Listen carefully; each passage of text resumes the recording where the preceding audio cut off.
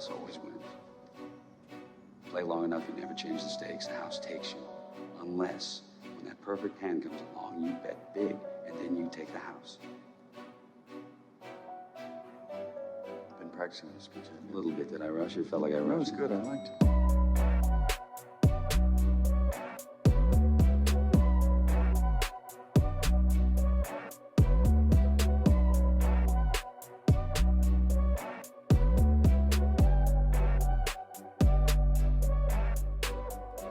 What's up, everybody, and welcome back to the Big Easy Bets podcast. I'm your host, Logan. With me in the studio, Nick Von Brick. Sup? With us on the ones and twos, Joseph Ascani. Yo. This is episode 151. We are on to Houston. The Final Four is set, and I think it's safe to say nobody saw this coming. It's disgusting. I do not remember a tournament with more upsets, with just more unexpected outcomes. No 1 seeds, no 2 seeds. No, there's no 3 seeds. No. It's kind of ridiculous. It's kind of not to be believed. But this is why it's the best and worst. I do kind of feel like we're getting cheated out of what would have been the best possible games, I guess. But to be the best, you got to beat the best. So yeah, it's what makes the tournament great. But yeah, no, it's just, I mean, it doesn't help that we're all out.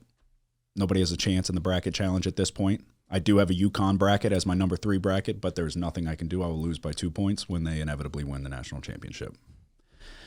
So that is unfortunate. But before we get into everything, a couple points I wanted to touch on. I think everybody should give credit to the Metro Nashville PD. You saw the body cam footage? Yeah. That was wild. Another school shooter. So that's obviously unfortunate, but you got to tip your cap whenever the police force shows up and shows out. They did exactly what they needed to do. They did the opposite of what the Uvalde police force did. What'd you think? Yeah, I liked the video. What you liked it? Yeah. They busted in there. No, they did. I mean, that's what they fucking should have did in Texas. So you go in there, you neutralize the threat. You don't worry about sanitizing your hands. Yeah, the guy that killed him, man, he was so like calm. Because I watched the whole thing. They had 2 of them. Easy with that guy term, okay? What you mean? It was a trans. Yeah, but the guy that killed him. Oh. And I mean The M. shooter. Yeah, I'm saying EM. Okay, so yeah. whatever they want to. Interpret it how you want. Yeah. No, like when he got out the car, there was, I guess, an administrator or teacher outside the building. And he was super calm going in there. The cop? Yeah. What did the administrator say? Because I kind of fast forwarded. Got to the good stuff. I don't know. Basically that. Jesus Christ, get in there. Did you see it? Mm-mm. Yeah, it's I told Dave, don't watch it. You're gonna have nightmares. I was like, don't you don't need to watch that, Dave. No, I mean it is serious shit. It's extremely unfortunate what happened. We're not going to get political or anything like that, but you gotta applaud the police force for going in and doing what they're there to do. Neutralize the threat, save as many people as you possibly can. I do think it's funny how quickly they put the body cam footage out. When they do well, they blast that shit out. But when they fuck up, they're like, we're looking for it. Yeah. We're doing an audit. But yeah, those guys in Uvalde are like, shit, maybe we should have done that. Yeah. But what can you do? All right, number 2 that I had on the list. Did you try the Gold Handle coffee? Yeah. What'd you think? It's good. It's not like the best coffee I've ever had, but it's definitely a solid coffee. There goes any sponsorship. Yeah. Jesus Christ. A little bit. Try that again. Okay. Did you try the Gold Handle coffee? Yeah. What'd you think? I'll tell you what, it's pretty smooth.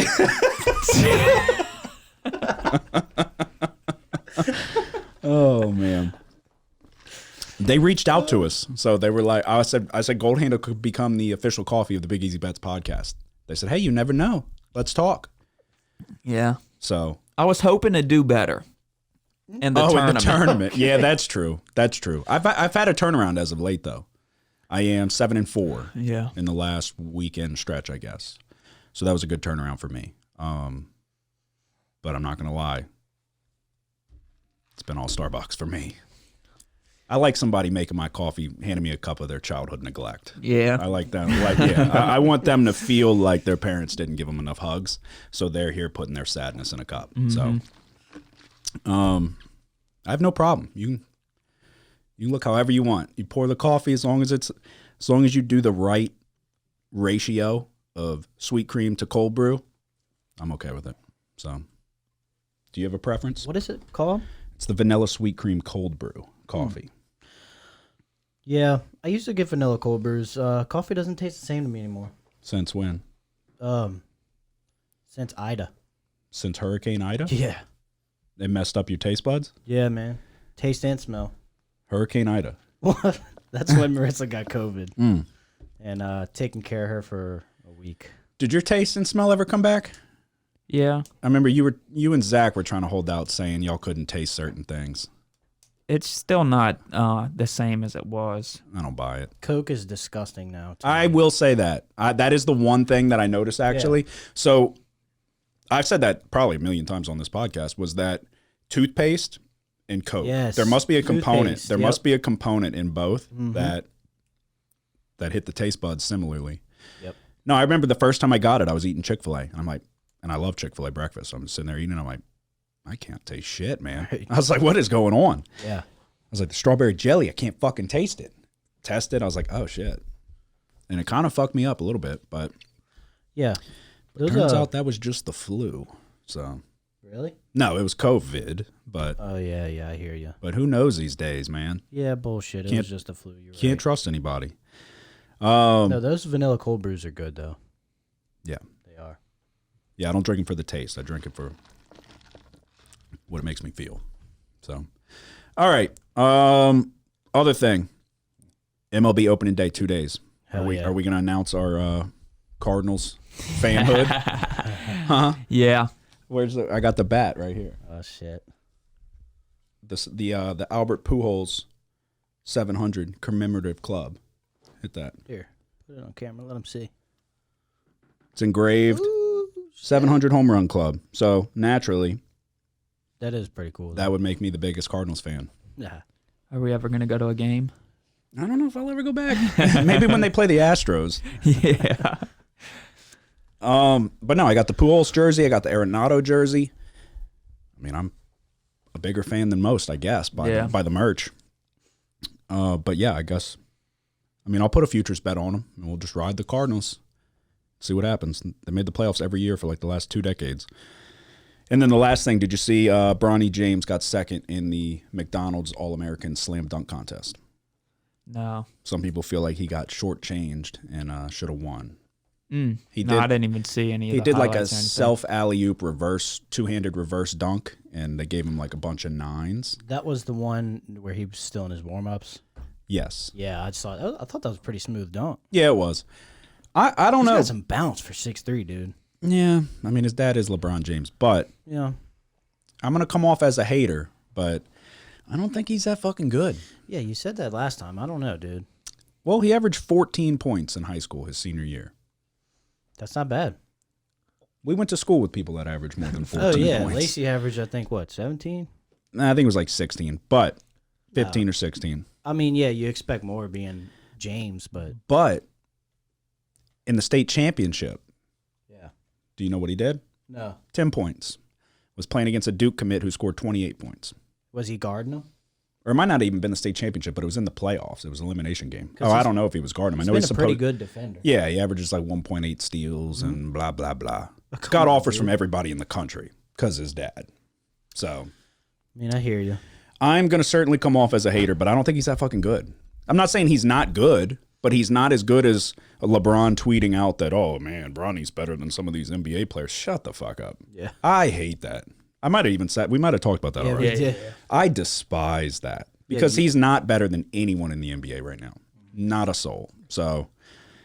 Yeah, he'll probably never be better than anyone in the NBA. Imagine him playing this UConn team. Imagine, if you think he's better than people in the NBA, imagine him playing against UConn.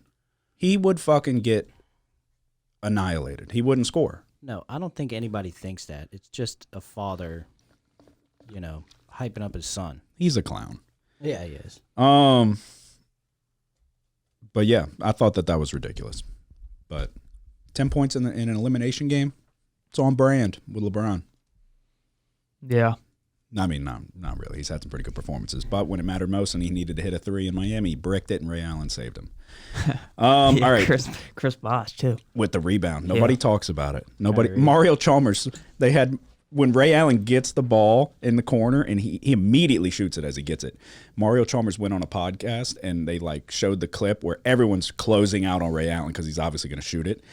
And Mario Chalmers is over there like waving. And he said on the podcast, he's like, I would have knocked it down if he gave it to me too. It's like, shut the fuck up. What are you talking about? Yeah. You think Ray Allen's going to pull up? LeBron and go, was waving too. Yeah. What do you think? He's going to pull up mid-shot and then cross After he court bricked pass it. it? It's goddamn Ray Allen. The shot's going up. And he didn't even touch the rim.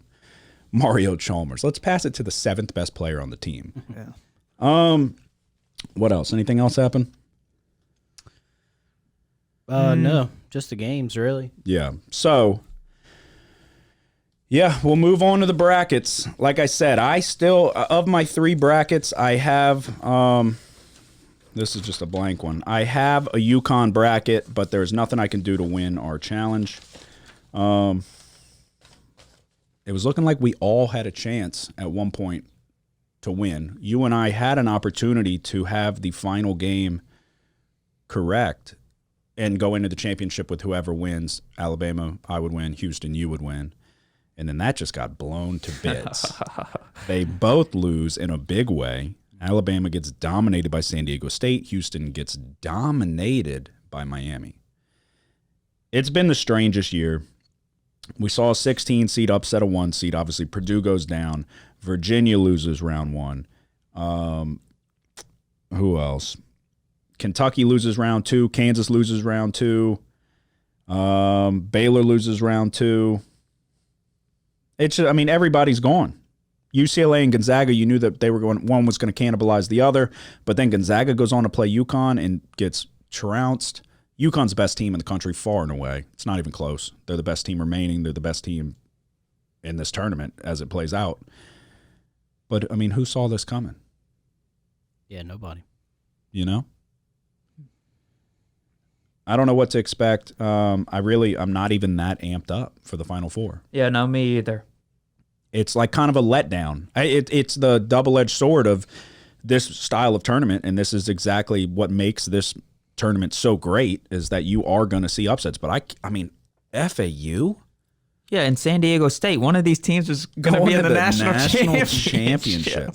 FAU, who should have lost to Memphis, Memphis should be in the Final Four. went on a miracle run, and now they're a game away from the national championship.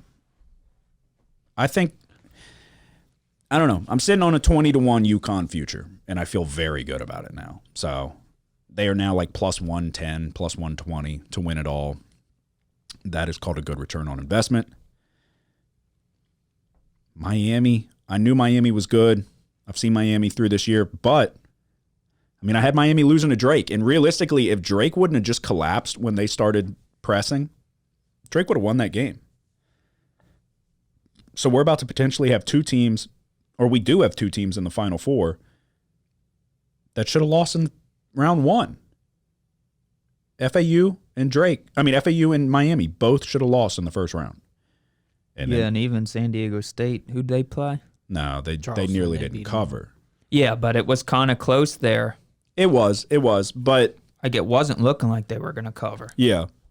Yeah, no, they clamped down on the defensive side of the ball late in that. With 5 minutes to go, they locked in. And then Alabama, this was the whole reason I took Alabama, was because I felt like their defense and rebounding prowess would be enough to overcome a poor shooting night, but they had the worst shooting night that you could possibly have, and they couldn't overcome it. So San Diego State, FAU, Miami, and UConn. That is the Final Four that we are working with in Houston. It's just unfortunate. I didn't think anybody else would have a UConn bracket, so I got a little reckless with my UConn bracket, trying to pick stuff that I didn't think would happen just in case, trying to hedge my bet, knowing that nobody else will have UConn. If they win, I'll still win no matter what. Well, that's not the case. 3 UConn brackets were made, one being mine. One is 2 points better than mine. Nothing I can do, and it sucks. But luckily, I at least have the futures bet. But, I mean, we can go ahead and just wait it all year. All year. So those are dead.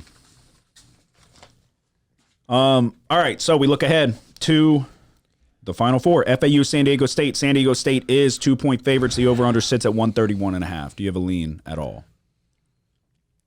Not really, to be honest. Me neither. I'm going to take the over 131.5. I think FAU shoots it pretty often, pretty regularly from the outside.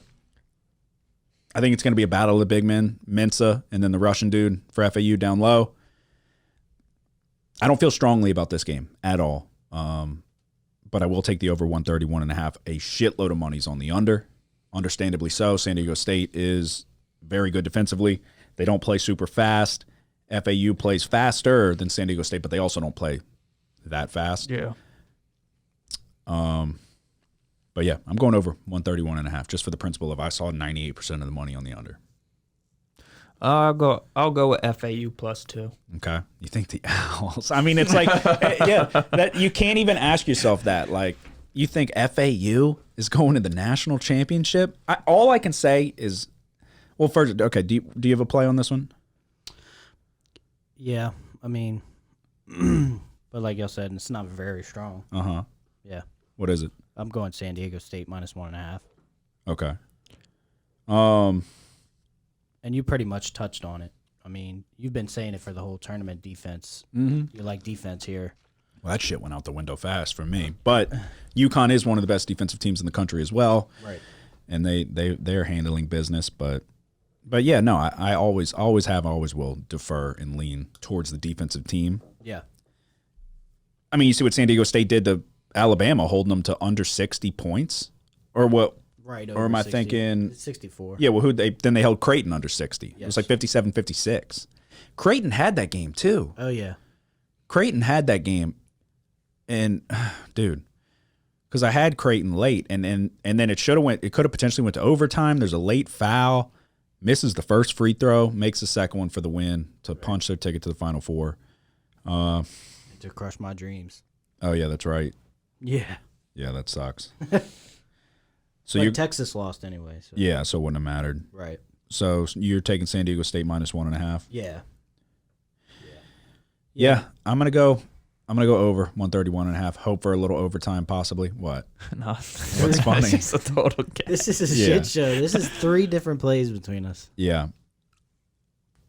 I mean, That's not usual. San Diego State was able to win with Matt Bradley having a horrible game. So Yeah, he sucked. he did. He did not play well at all, and they still were able to get the win. They have a lot of mid-sized, like small forwards that play pretty well. And then Mensah down low gave Kalkbrenner all he could handle. So they definitely have the tools. I mean, if you stack these two teams up, I would lean San Diego State. But FAU, I mean, rising to the occasion time after time. They keep making these late pushes. Mm-hmm. Yeah, they're so calm at the end. Like, Yeah. that's the thing. I don't know. Maybe like some of these teams that haven't had a close game, really like UConn. I mean, obviously they're the clear-cut best team, but you wonder if like FAU being in these tight games and they keep just they're so clutch. All their players are always in the right position at the end to win the game. Yeah. You wonder if that's going to have an effect here. Well, I think you start to believe in yourself. And Yeah. if you believe in yourself, you can beat anybody. So it's kind of like when the 16 seeds start getting that momentum or, at halftime we're tied. So you go into that game, you're like, we're going to get the shit kicked out of us. And now, okay, it's halftime. We got a shot. And we're tied. We can hang with this team. Yeah. Once you get that momentum behind you, so it's a little different, but it's kind of the same thing. Whereas they've been in these situations where they're 5 minutes ago, they're losing every game. And then they make a push or they dig deep, they get the stop they need, and then they go convert on the other end. And they're pulling out these wins. So, yeah, no, once you have that belief that you can beat anybody, I mean, at this point, they're in the Final Four. So it's not going to be for lack of confidence or anything like that. But it's still, like Leon Edwards' coach, you got to pull the shit out of the fire. They've proven to themselves that they can pull the shit out of the fire at this point. and they're not going to collapse in late game pressure situations, I don't think. So They're very balanced. yeah. Their scoring is, I think, 8 points per game to 13 is the most. Yeah, they have multiple guys who can score. The big man's giving them good minutes. That was the difference against Creighton. If the big dude shows up, because he played well against, they had to play Tennessee, right? Against Plavsic. Yes. Yeah. He flopped a little bit, but Plavsic is also kind of a huge bitch. So throwing those elbows, Yeah. I was happy to see them go down. Yep. And I was on the right side of So I made a turnaround betting wise. I am on a 7-4 run this past weekend, and that puts me at I think 11-12, one game under 500. So regular season we finished profitable. We finished up.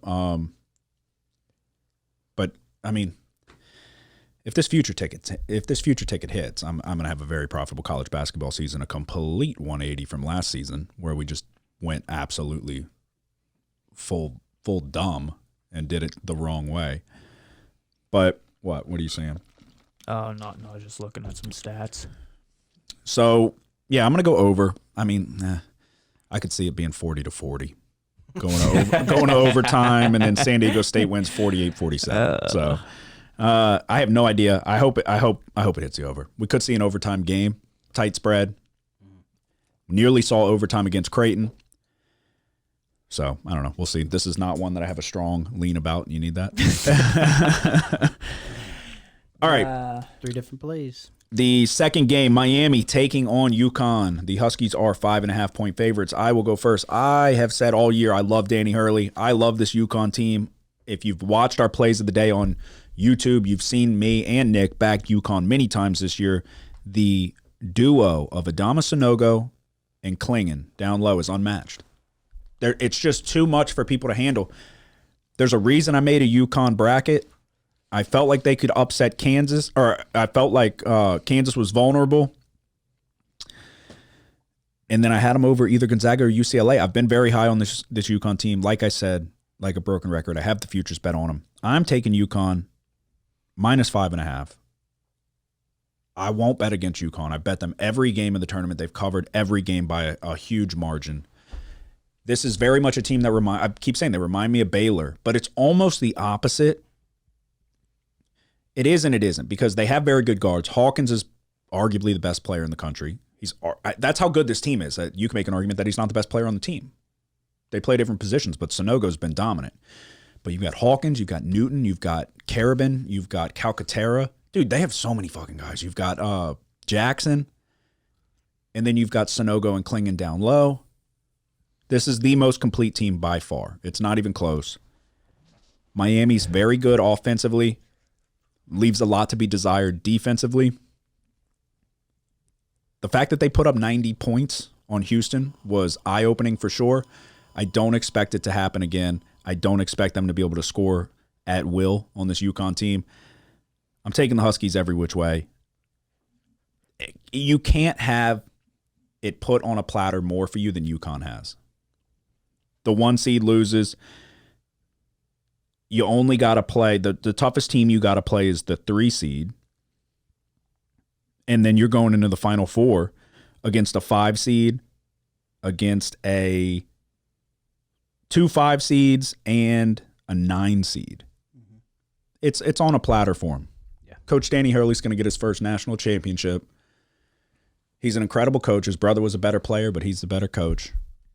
I think it's as much of on a platter for UConn as it could be. Yeah. What are you taking in this one? Yeah, UConn's covering by an average margin of 17.5 points per game. So that's how many points that astounding. Vegas has misvalued this team in the tournament on average. Yeah. Now Miami's been undervalued as well, but it's impressive that they were able to do what they did to Houston. Oh, extremely. That should not go. So you wonder, I mean, that's the clear-cut best defensive team in the country, Houston, and then UConn just plays the clear-cut best offensive team in the country in Gonzaga, and they hold Gonzaga to 54 points. Yeah. It's like this. UConn's clearly the better team. It's just you wonder, they're covering by so much. It's like when is I don't know what's enough points to to lay here. Yeah. I have no idea. I would lay more. Yeah. No, they're that good, dude. When they have so many different options. They have so many options. That's why you could make an argument that this is one of the better teams of all time. Just because Sonogo is dominant. Klingon is going to be a problem next year. He's only going to get better. He's a freshman. You just have so many different guys that can pick up the slack for an off shooting night. I've always preached that. Calcaterra is a flamethrower from deep. Hawkins is one of the best guards, if not the best guard in the country. I mean, remaining him or Isaiah Wong. Yeah. And then if Sonogo gets in foul trouble, Klingon comes in. Klingon doesn't play a ton of minutes, but he's been playing really good minutes, giving him good rim protection, good rebounding, and he's scoring his fair share. So, yeah, I think, dude, they're so good. It's one of those things where it's like they get out to this big lead, and in college basketball, you always expect the other team to go on a run, and okay, they're going to tighten it up. They just put their foot on your fucking throat, and you're done. Gonzaga had no chance. No chance. I said going into that game, the only way for Gonzaga to hang in that game is they got to hit from the outside. And they started 0 for 5. It's like, they're done. They're fucked. Timmy, there was nothing he could do. Can't guard him on the other side without fouling. And then offensively, I don't even know what he finished with. Probably not that much. He fouled out pretty. I mean, he had 4 fouls. There's no way he played that many minutes. He picked up his 3rd foul a minute into the second half. I think he only had like 12 or 14 points. Yeah, and he's very good. Fundamentally, Timmy's probably the best big in the country. What he did against UCLA doesn't get enough credit. He put the team on his back until the free throws at the very end, but he willed that team to that win. So Timmy deserves his flowers for sure, but you just run into a different animal. You run into a two-headed fucking animal with Sonogo and Klingon. This UConn team's one of the most complete teams I've seen, definitely since Baylor, 2021. I'll go to my grave saying that's the best college basketball team of all time. But this UConn team is really, really good. They got to finish the job to go into the ranks, top 10 ranks, wherever you want to put them. But, I mean, I don't see them losing to anybody. I mean, this is definitely This is gonna be their toughest game. Toughest game. Yeah, you get in the national championship, you bet UConn for whatever it is. It'll be fucking 12.5 point favorites. I will fucking lay it. Yeah. So I'm taking UConn -5.5. Yeah, I'm gonna go with UConn too. Okay, Joseph, what are you taking? I'm going UConn -2.5 first half. Not full game. No. Okay. Why is that? Why is the?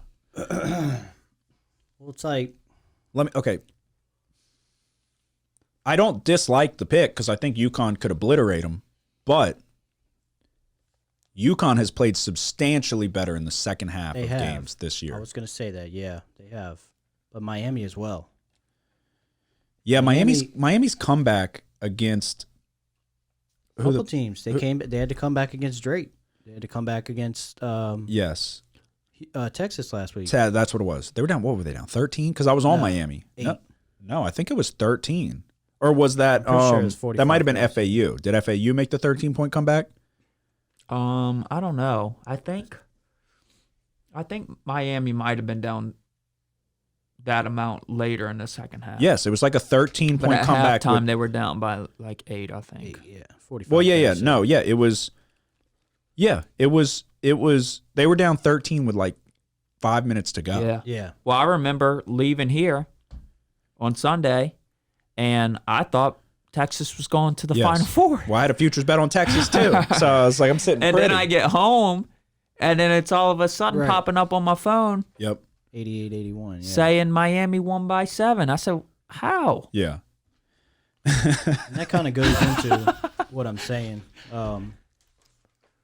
You know, it feels like it should be more than 5.5, right?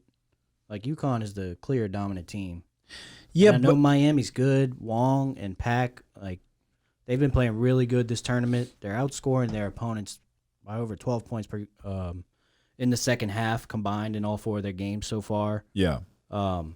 You know, down 5 to Drake, down 8 to Texas.